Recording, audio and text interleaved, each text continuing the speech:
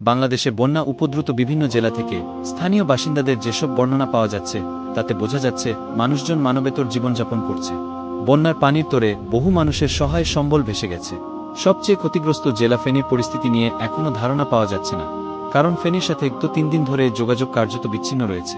সরকারি হিসেবে বাংলাদেশে এখন মোট 11টি জেলা বন্যায় আক্রান্ত। ভারতের সীমান্ত ঘেঁষা ফেনী জেলার বহু মানুষ উদ্বেগ আর উৎকণ্ঠায় দিন কাটাচ্ছে। এই জেলার যেসব মানুষ দেশের অন্যান্য জায়গায় এবং বিদেশে অবস্থান করছেন, তারা জানেন না যে গ্রামে বসবাসরত তাদের পরিবারের সদস্য ও আত্মীয়দের কী অবস্থা। যোগাযোগ না থাকায় উৎকণ্ঠা আরও বাড়ছে। ফেনীর বাসিন্দা ও স্থানীয় সাংবাদিকদের সাথে বিবিসি বাংলার তরফ থেকে বহুবার চেষ্টা করেও যোগাযোগ করা সম্ভব হয়নি। মোবাইল ফোনের নেটওয়ার্ক না থাকায় এ পরিস্থিতি তৈরি হয়েছে। তাদের সবার মোবাইল ফোন বন্ধ পাওয়া গেছে। পড়াশোনার জন্য বছর 2 হল ইউরোপের দেশ বেলজিয়ামে থাকছেন ফেনী জেলার আইনুল ইসলাম। পরিবার প্রিয়জনের তার যোগাযোগ হয় মোবাইল টেলিফোন কিংবা ইন্টারনেট ভিত্তিক বিভিন্ন অ্যাপের মাধ্যমে।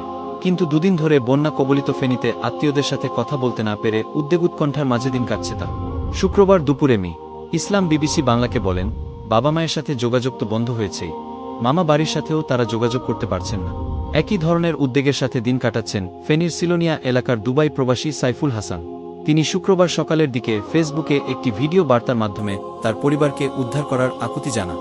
কাঁদতে কাঁদতে তিনি বলেন, আমার বউ, বাচ্চা, বাবা, মা সবাই খাবার অভাবে মারা যাইতেছে।